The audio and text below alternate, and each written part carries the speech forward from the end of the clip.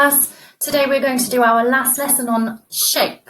So we are going to put together all our knowledge of 2D shapes. You're developing knowledge of naming 3D shapes and some of their properties to learn a last little bit and then put it all together. Okay, so to start with, I would like to see if you can name my 3D shapes. How many of them can you name? Use your word mat if you need to. And then think about it. How many faces do they have? Maybe pick one or two to do this for. Maybe some that you're still not sure about. How many faces do they have? What 2D shapes make up their faces? Are they pyramids or prisms? How many edges do they have? And these are all things that you should have developed your knowledge of over the past few lessons. So let's see if we can start to put it all together. Have a go.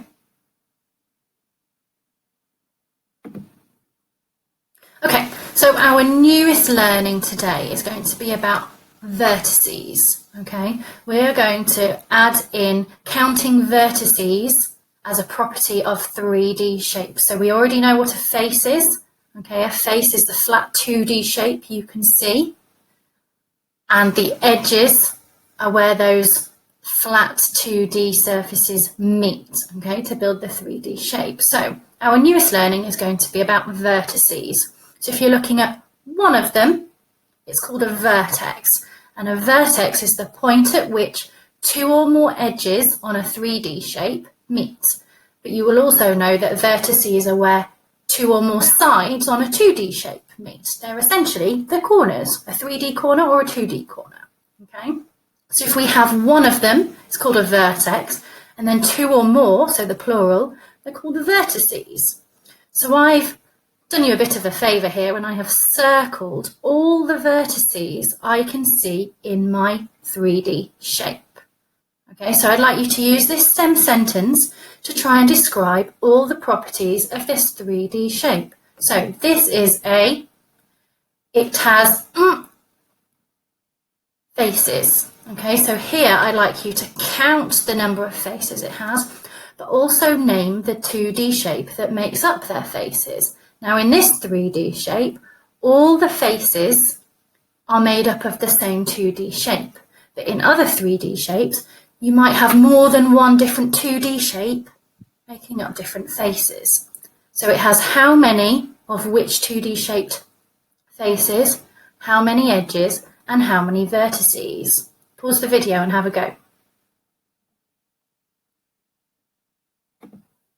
Okay, so today you are going to be building and then describing some 3D shapes. So these are the things you will need to get together to do this. So I've used cocktail sticks because I had some, but you could use lolly sticks or even sticks from your garden. Okay, and then I've used blue tack, but in the past I've used midget gems, which work really well. Although if I were you, I'd be eating midget gems right now, not using them for maths. Or marshmallows or something similar that you can stick your sticks into. Okay, and it will start to look something like this when we build them.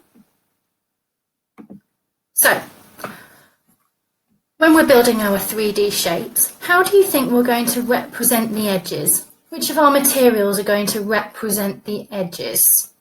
I'm going to use cocktail sticks to represent my edges. How will we represent the faces? Well, we're not doing that bit on purpose, but as you can see, when you have put 1, 2, 3, 4 of the cocktail sticks or lolly sticks together, you have made your 2D face, okay? And that 2D face here is a square. So what do you think the blue tack is going to represent? Okay, so how many cocktail sticks am I going to need to make this cube? How many cocktail sticks am I going to need to represent the edges of my cube? Can you remember how many edges a cube has? And then how many balls of blue tack am I going to need? What are the balls of blue tack going to represent? Well, each ball of blue tack is going to represent one vertex, and altogether the vertices. Can you remember what a vertex is?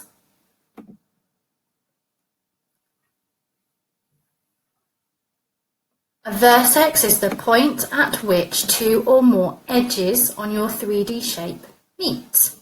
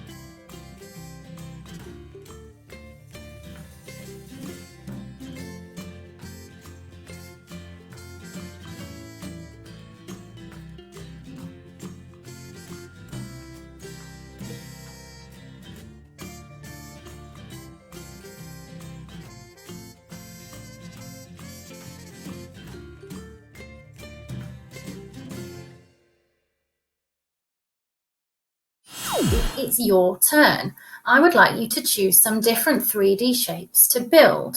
And before you start each one, think, how many cocktail sticks will I need to represent the edges on this 3D shape?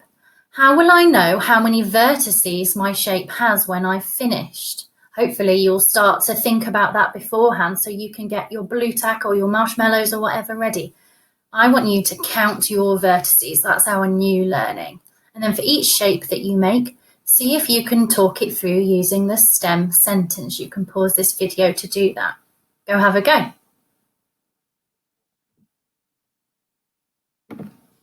Finally, now you've built some 3D shapes, if you would like a bit of consolidation, that means just a bit further practice using your new learning, I would like you to have a go in your Power Maths books at doing the lesson on counting vertices on 3D shapes. Okay, so that's lesson 10 of this unit on pages 102 to 104. So you can pause this video and have a go, and in a moment I will reveal the answers and your challenge if you want even more. You ready? Okay, so your challenge is you can use your 3D shape Popsticks challenge cards to build and describe and think about lots of different 3D shapes. Okay, that's our last shape lesson of this unit. Next week we are going to start looking at fractions. Hope you have a lovely weekend and enjoy your maths.